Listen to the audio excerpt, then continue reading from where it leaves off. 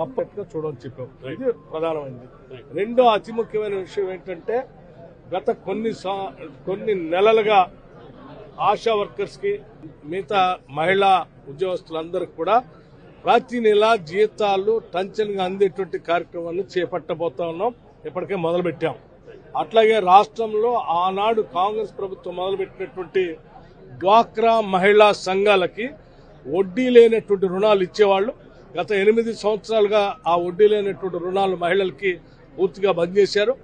మళ్లీ తిరిగి ఇందిరమ్మ రాజ్యం వచ్చింది కాబట్టి ఇందిరా క్రాంతి పథంలో సెల్ఫ్ హెల్ప్ గ్రూప్స్ మెంబర్స్ గా ఉన్నటువంటి డ్వాక్రా సంఘాల మహిళలందరికీ వడ్డీ లేని రుణాలు ఇచ్చేటువంటి కార్యక్రమాన్ని తిరిగి ప్రారంభిస్తున్నామని చెప్పడం కూడా స్పష్టంగా జరిగింది.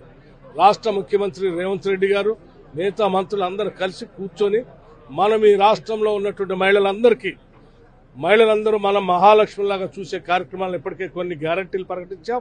ఆ గ్యారంటీలతో అందుకే రాష్ట్రంలో ఉన్నటువంటి సెల్ఫ్ హెల్ప్ గ్రూప్ మెంబర్స్ అందరికీ ఇదే భద్రాచలం శ్రీ సీతారామచంద్ర స్వామి దేవస్థానం నుంచి ఒక మంచి శుభవార్త చెప్పాలన్నటువంటి ఆలోచనతో వడ్డీ లేని రుణాల్ని తిరిగి మహిళా సంఘాలకు మొత్తానికి ప్రారంభం చేయబోతా ఉన్నాం.